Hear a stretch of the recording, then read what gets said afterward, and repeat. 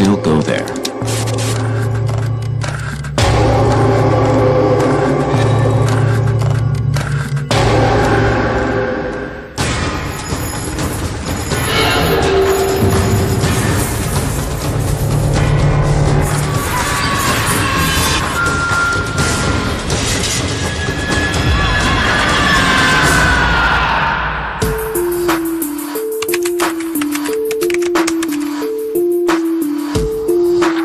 Clark Air Base, the Philippines.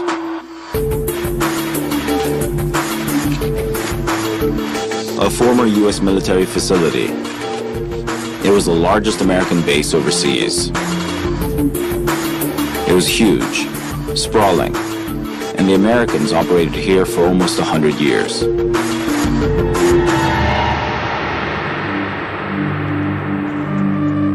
Long enough for plenty of ghost stories to emerge. Especially from one place, Clark Hospital. I cannot forget that day, 1973 May. I'm a guard on that building in the main hospital. I'm happy because this is my first time duty. Big building, many car, many people. But I'm work 10 in the evening and 6 in the morning. This is the quiet time. No more people. Very quiet. I just walk around every hour. Every hour I will check my post.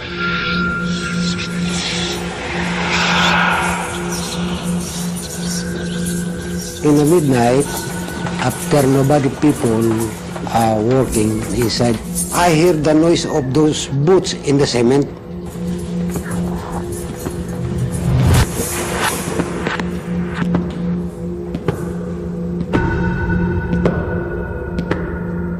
My body got cold. All my body.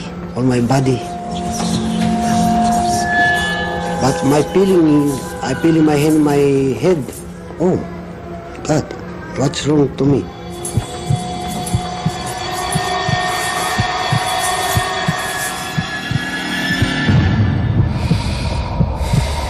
I'll show him there at the first floor. He's a big guy. He have a fatigue camouflage, a complete uniform. And when I look the face, no face, my heart, it just bump. I scared. Hey buddy, you gonna smoke? They take the cigarette in my hand, it's very cold. Very cold. Just like you feel the ice.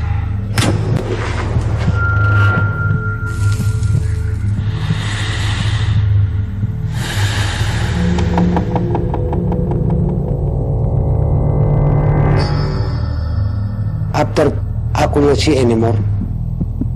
Even my cigarette, I could not see. Where they bring it, the cigarette, he just go away.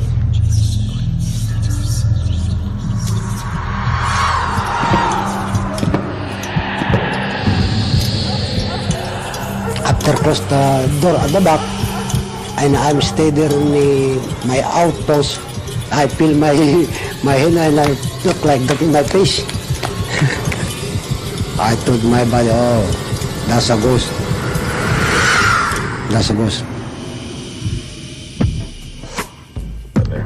I don't believe in ghosts. My theory was that by looking into the past, into what really happened here at Clark, I'd find some true horrors. Real events that could help explain all the ghost stories and what gave this place its eerie reputation. Hey buddy, you gonna smoke?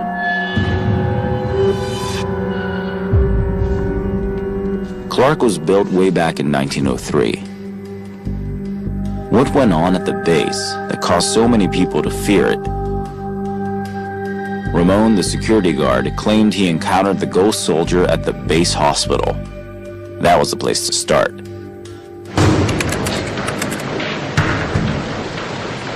Angeles City, Angel City. Not quite the kind of place the name suggested. Once a humble provincial town, the large American presence changed everything. It became a city with all kinds of entertainment and distractions for the American GIs.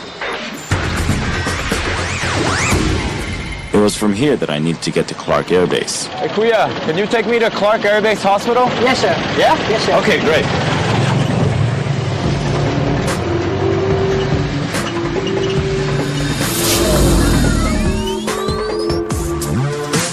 This is where the GIs came for R&R. But the story I was after was on the base itself.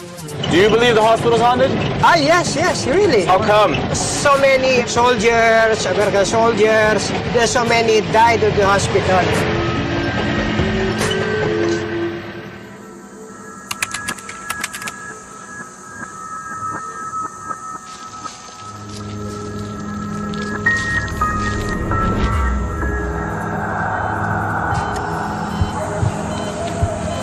Hard to believe this was once a place that cared for soldiers on death's door. There were no signs of it having been a hospital in the past. What was happening here when it was operational that might have caused Ramon to believe he saw a ghost soldier? Upon closer inspection, the building must clearly have been built in the 60s, and yet you get the feeling that the people who left here in a hurry.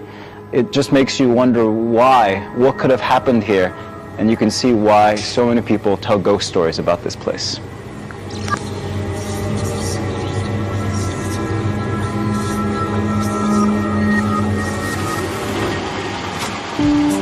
Clark Air Base Hospital is a state-of-the-art facility designed to give U.S. soldiers the very best in medical care. I went through archival footage of the hospital looking for answers. At a cost of $4.5 million and completed in 1964, Clark Hospital. Then I discovered its purpose: treating all those heavily wounded in Vietnam. The U.S. Air Force dramatically increased its presence in Southeast Asia in the 1960s, as the Americans became more deeply involved in the Vietnam War. Clark Air Base was the hub that provided logistical support to the Americans fighting in Vietnam. Soldiers from various branches of the U.S. military came through Clark. That's why the base was enormous, over 620 square kilometers.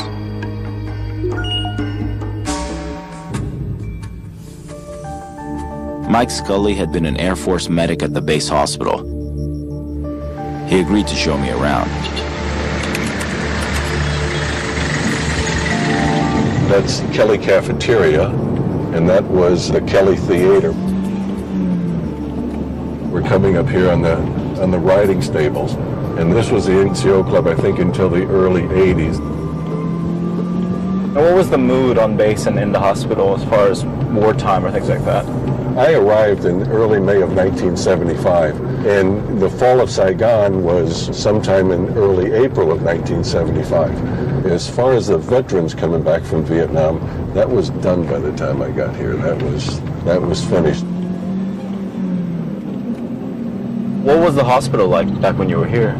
We had a huge airmen's club, an NCO club, an officers club. It would be a free steak and free drinks, and they'd bring in boxing matches boxers from Manila. I've actually heard a lot of ghost stories from guards and such, the Filipinos who worked there. While you were at the base, did you hear anything like that? I really don't remember hearing the stories when it was there. The hospital was the best place I ever worked in my life. This was considered to be paradise. When Mike dropped me off at Clark's main gates, I decided to explore the neighborhood.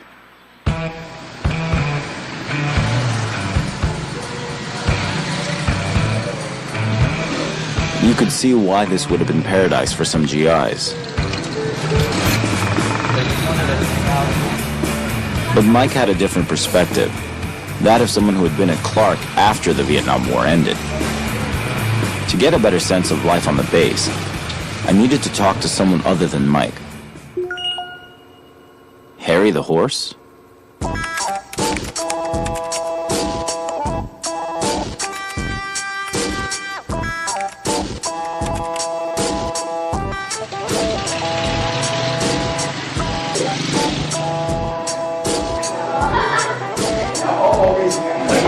Hey, I'm looking for Harry the horse. He's upstairs.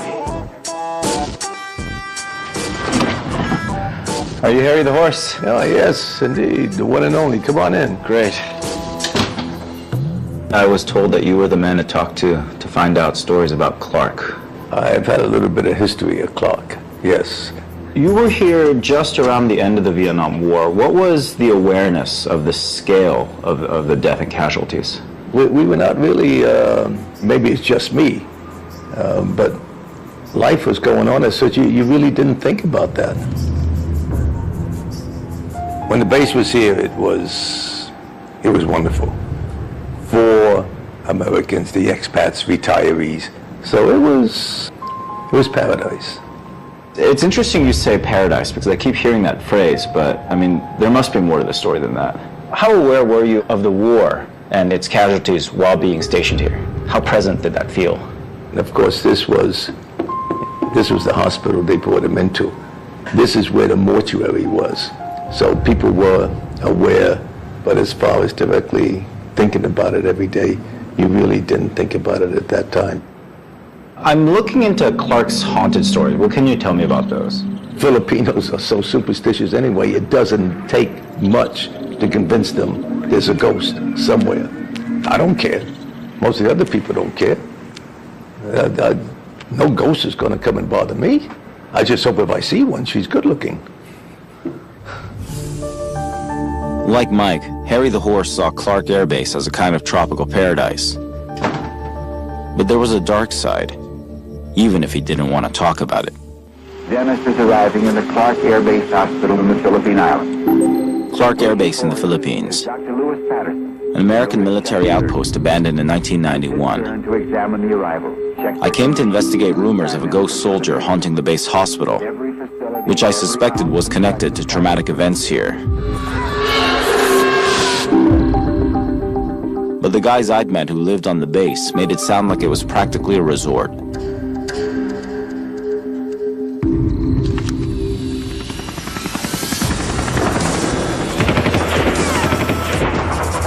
Clark was the major logistical hub for the Americans during the Vietnam War.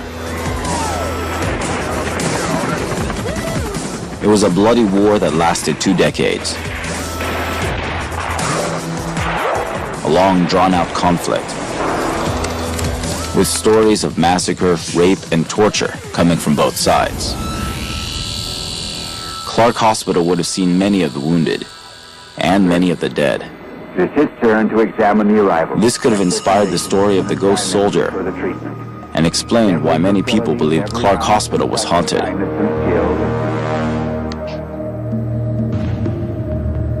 Then I discovered the hospital wasn't the only hotspot of ghost sightings on the base. I contacted local journalist Ding Cervantes, who had covered paranormal stories in the area. He agreed to show me other locations on the base that were believed to be haunted. This place where we are is one of the reputedly most haunted places in Clark, in this former U.S. military base. And there's a story to it. You know, this building, it used to be a former cemetery for people who fought U.S. wars. I remember a few years ago, I did interview a security guard who was stationed here, who related to me hearing noises that terrified him.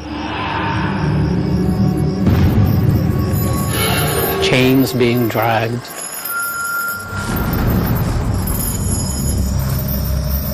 Voices being heard despite no one else being here.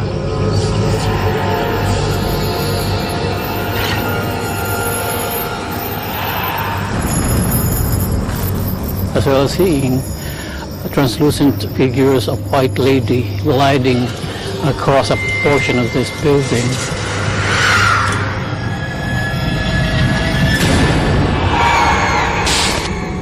Where do these stories of hauntings come from? Are the people who tell these stories locals? Locals mostly, yes. Ramon was a local, and Harry the horse had also mentioned it was locals who believed these stories. I needed to understand the mindset of local Filipinos and their relationship to the supernatural.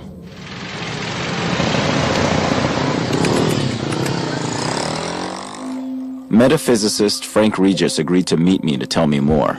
So I've really noticed, Frank, that a lot of the stories that I've heard have been from the locals and not from expats. Do you think there's a reason for that?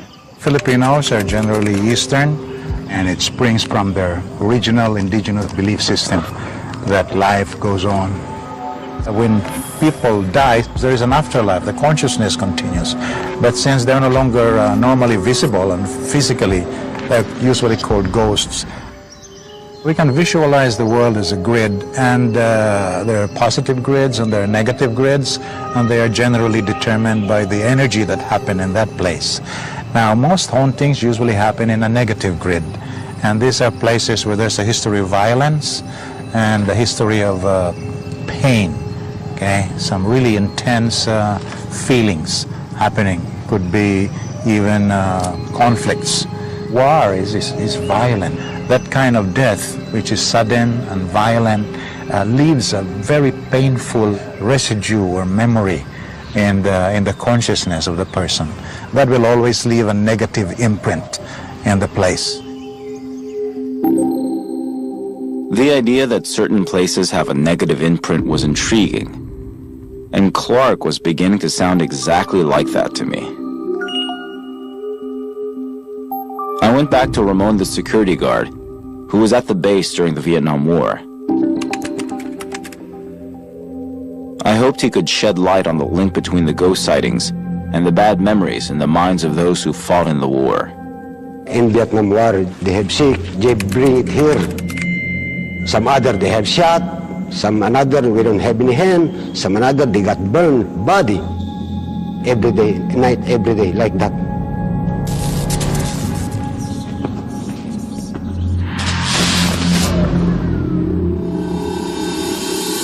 This is the parking lot, and where the people, they come through the bus here. 6 bus loads every night, every day. 6 bus loads? Yeah, they brought here. And then how many people per bus? I know the capacity of the bus, 60 people. 6 buses per Yeah. person? That's more than 200 a day? Yeah. Wow. You know, the American, he's very strong, not like a Filipino. I got shot, but the American, no. He's strong, he just gets cigarette. So once the injured people arrived, where were they taken? They bring it here through the basement. Can you show me where they went? Yeah, I show you.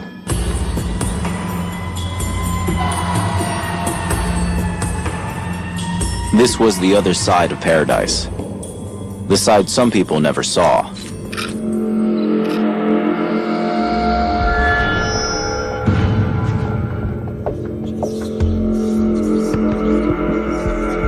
This is the hallway.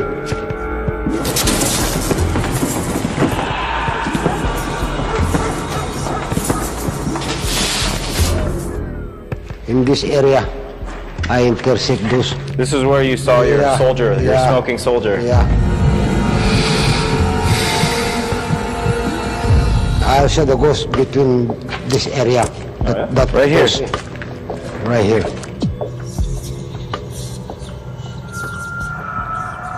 This is the area. He's not for the living people. No people, anybody go here. This is a restricted area because this is storage. Many people die. They stuck here. The body, he just bring it there at the basement. There were bodies stored in the basement? Yeah. Dead woman, dead children, dead men. He just leave it here. That's why this is the restricted area. I can't go there because after that you heard many noise. Noises? Yeah, noise.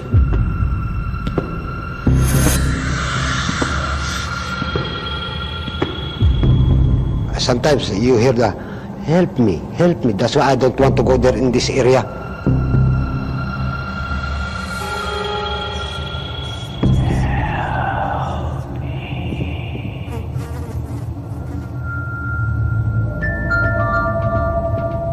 I went to explore the basement alone.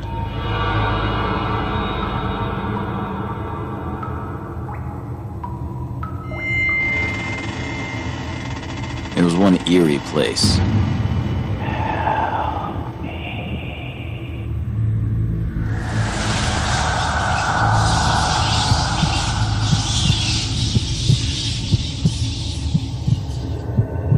scrawled graffiti, warnings.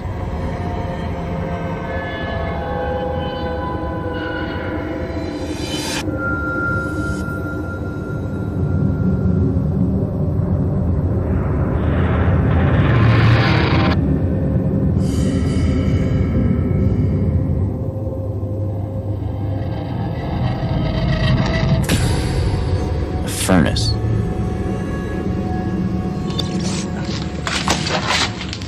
Looking around, feasibly, you could put bodies down here or bury bodies down here, but you know, it just looks like engineering rooms, mechanical rooms, all things that would naturally be in the basement of a building this large just to keep the structure running. And the real question then is, why would you bury bodies in a hospital?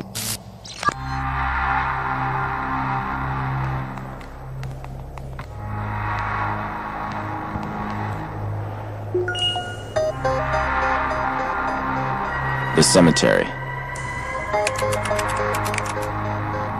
I met veteran John Gilbert, who helped maintain Clark's cemetery. It was originally laid out for 12,000 graves, so we still have over 25% that can still be utilized. You see the whole... So there's still room then? There's still room. Oh, yes. Why would there be rumors then, if there's room here, that in the 70s the Clark Air Base Hospital was burying bodies in the basement? I think that that is one of those unfounded rumors that kind of goes along with some of the local superstitions. There may have been bodies that were kept there for a while in the morgue pending decision from the next of kin for determination of what to do with the remains. But that's just simply not the way military medicine handles remains. According to John Gilbert, the story about bodies buried in the hospital basement amounted to an urban legend.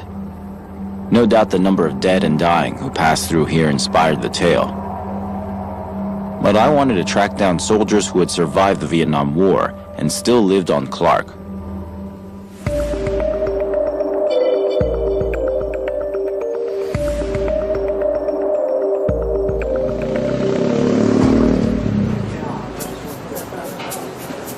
Both of you gentlemen served in Vietnam? I was intensely involved for 28 months. The first 6 months I was down in the jungle, and I saw some guys, their legs all blasted away and blood and all this and gore and all that. Count my blessings, yeah?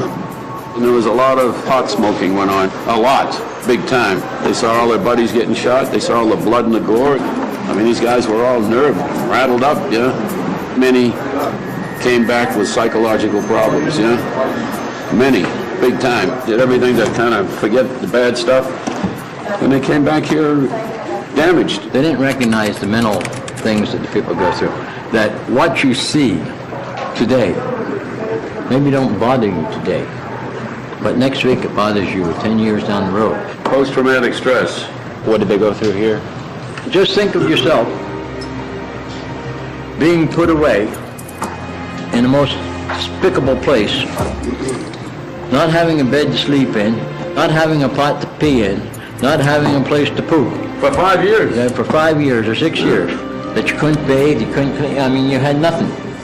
How would you feel at the end of the year? Would you be able to go out and talk in society? No, you wouldn't. Okay, let's face it. These people.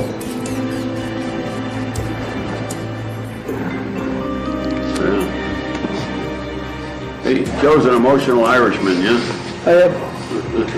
They deserve our greatest respect. They're still in bad shape because they were not given the top kind of mental care that they're given today, yeah? There were so many dead and wounded in Vietnam. But it became clear talking to Joe and Cliff that what was almost worse was the walking wounded. The war spawned the coining of a medical condition, Vietnam Syndrome. Those who arrived at Clark and whose past continued to haunt them after they left. Joe mentioned mental care, ghosts in the minds of men. These These weren't the supernatural ghosts like the one Ramon believed he saw. These hauntings were very real.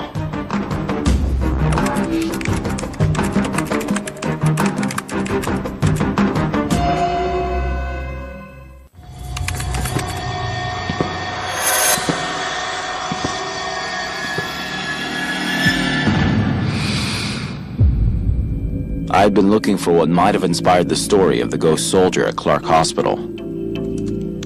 I discovered that what was really haunting Clark was its past. The Vietnam War. The wounded that were flown from Vietnam to Clark Hospital in the Philippines suffered from more than just physical injuries. Often the trauma of war haunted them long after war was over, and this trauma was a sort of ghost that never left, even when the lights were on.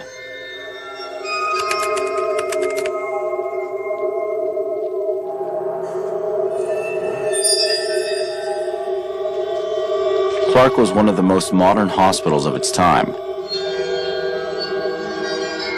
But did it really have a mental ward to care for those psychologically damaged from battle?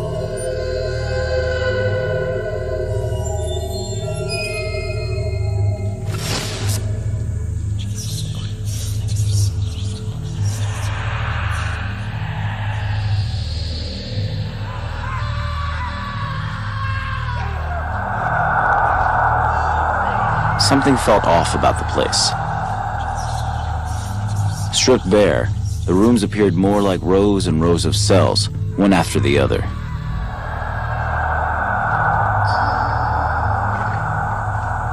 What kind of stuff went down here?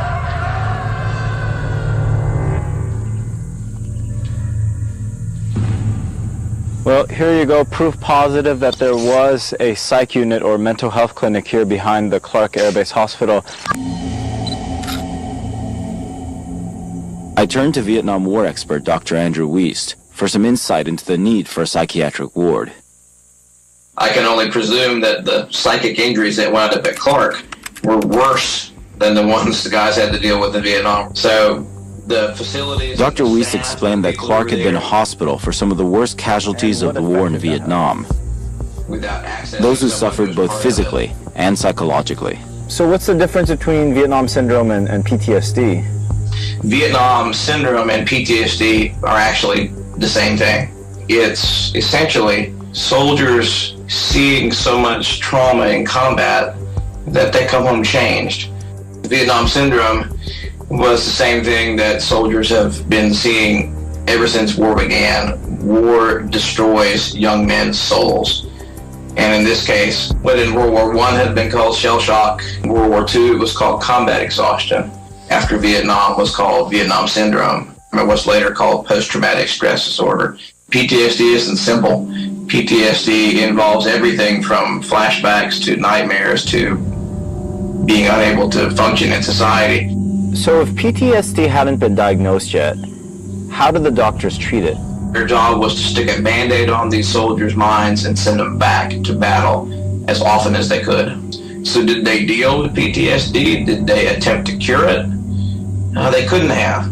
So the ghost stories from the security guards, do you think those are inspired by terrible things that happened here?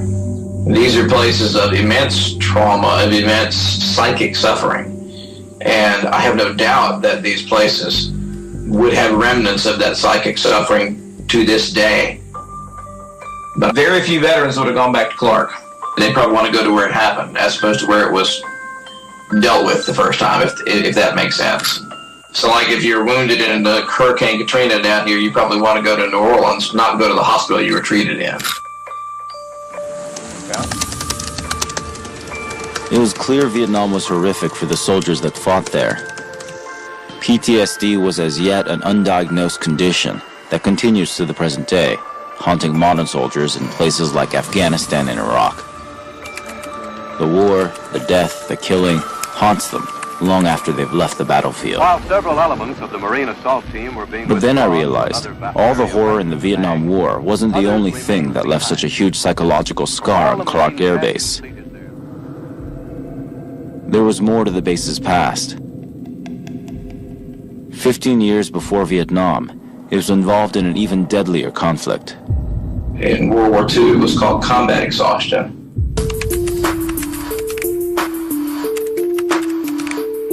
The casualty figures were astounding. Vietnam numbers were huge, but World War II numbers were off the charts. 60 million killed in 6 years, up to 1 million in the Philippines. And Clark was right in the middle of it. December 1941.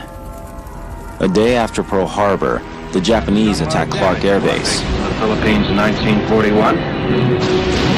American and Philippine forces withdraw to the Bataan Peninsula. The Army Air Forces had delivered the goods prepaid. April 1942. The U.S. surrenders the Bataan Peninsula to the Japanese. 75,000 Filipino and American troops are forced to make a 104-kilometer march to prison camps. Many were denied food, water, and medical care. Those who couldn't march were killed. As many as 11,000 prisoners died. It became known as the Bataan Death March. They walked right past the Clark Air Base main gate. I needed to know more about what the Japanese did at Clark in World War II. Was this why so many believed the base was haunted?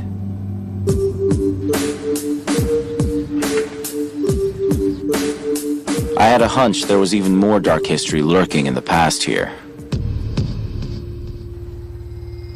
But even I couldn't have imagined what I discovered.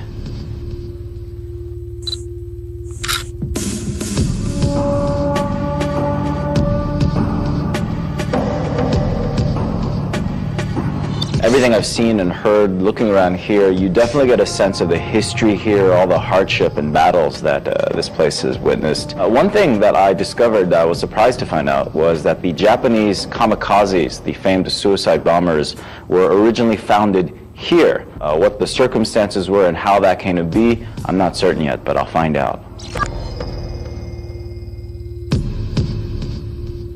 The kamikaze had been based in Mabalacat, a town like Angeles City right next to Clark. That was my next stop.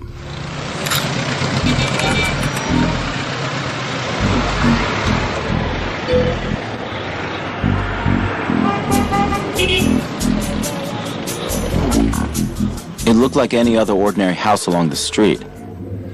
But the strangest thing was it had a Japanese rising sun flag on the front porch.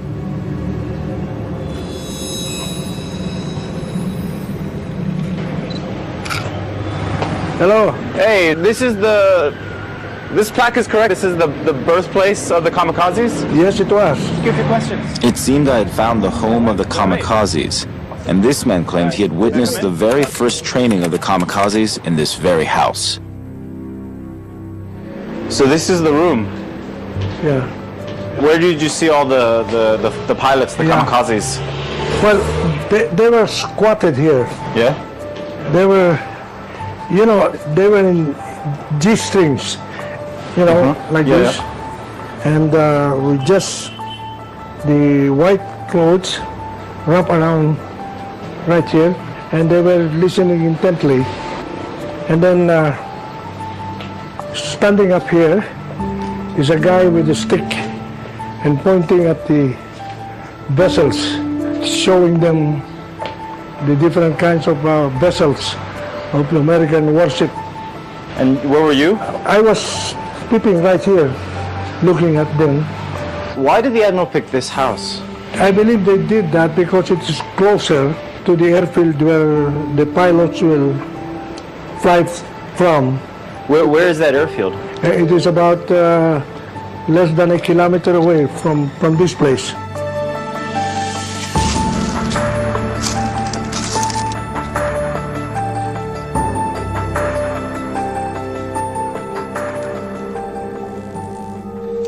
I went to the airfield that Fernando mentioned and discovered bomb shelters there. Ironically, they were for the kamikaze pilots. So Clark Air Base really was the birthplace of this horrific war tactic, using airplanes themselves as weapons.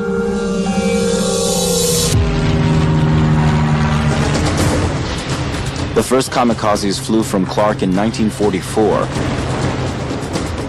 when Admiral Takejiro Onishi's Special Attack Unit placed 250-kilogram bombs on fighter planes and targeted U.S. carriers.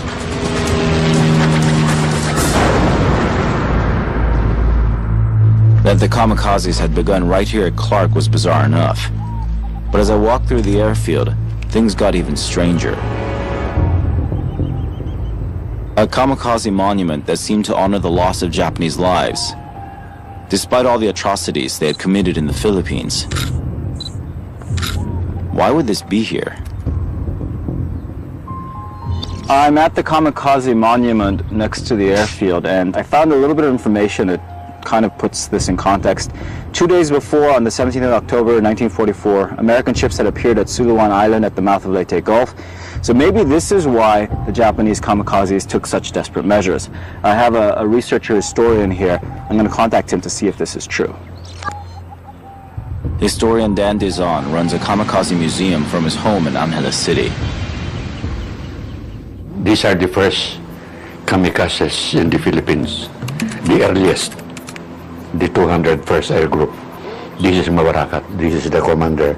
So all of these men here, they were all kamikaze fighters. They're the commander of the first unit, and that is his 250-kilogram bomb that sank the St. Lo. So this plane sank this ship? Yes. They come very high, and then suddenly they plunge direct to the target.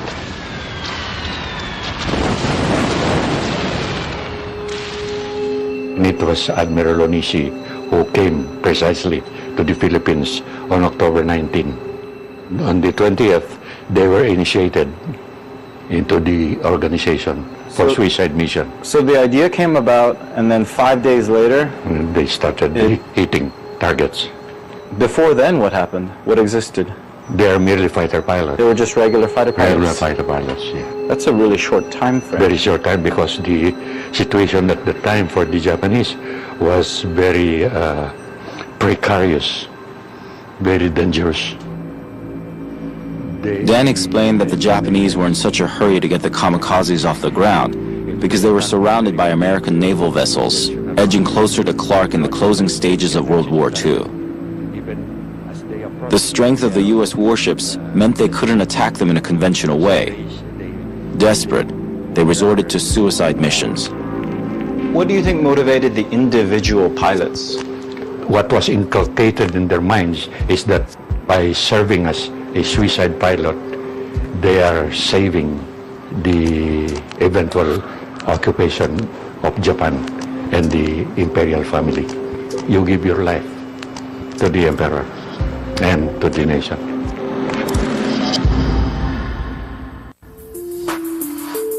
My investigation began with reports of an American soldier haunting Clark Air Base in the Philippines. The base hospital saw thousands of the dead and dying returning from Vietnam. But then I discovered the true haunting. The ghosts inside their heads.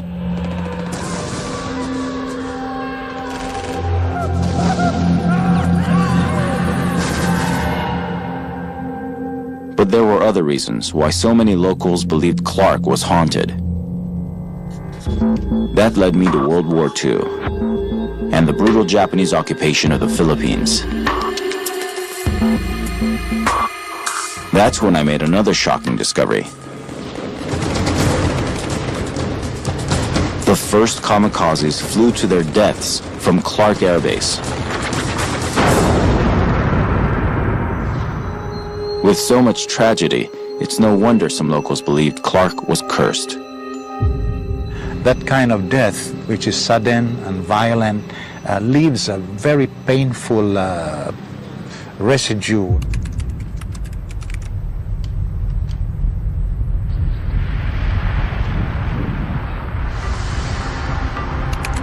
Nearly 50 years later, an act of God would force the Americans to abandon Clark. About 15,000 American service personnel were evacuated after a Philippines volcano dormant for 6 centuries began to explode. Bad juju indeed. Villagers from a 12-mile radius of the mountain fled the area. And over 700 people died. I decided to call cultural historian Dr. Bautista to find out why some locals thought Mount Pinatubo was more than just an act of nature. What are the local beliefs surrounding the Mount Pinatubo eruption? There was a perception that the American occupation of Clark was the venue for a lot of social problems, like prostitution, like illegal markets, and all sorts of vice-related activities. So there was a great amount of resentment brewing about the American occupation. There were certainly some people who believed that Mount Pinatubo was God's way of redressing a very, very significant social issue. Do you think all these ghost stories come from the negative history surrounding Clark? All sorts of folkloric myths had been existing well before the American occupation in Clark. It is possible that the trauma of the Pinatubo eruption and also the negative effects of American colonialism had exacerbated and enhanced those myths. In the end, it took a so-called act of God for the Americans to leave and to change Clark Air Base forever. The ghosts here seemed born of trauma and suffering inflicted on Clark Air Base and Angeles City during two major wars. And there was one place emblematic of the last 100 years here. I went back to see John Gilbert at the Clark Cemetery. So how long ago do the earliest graves here date back to? The earliest grave we have is a Philippine scout soldier. He was killed in 1900. 1900? Yes, 113 years ago. All the graves here, how many wars are represented? All of the major conflicts of the last century. There are people buried here who saw action in Nicaragua, Dominican Republic, the Boxer Rebellion, as well as all of the major World War I, World War II, Korean War, Vietnam. So this is literally more than a century worth of veterans buried here. Yes. For almost 100 years, this place was wrapped in conflict.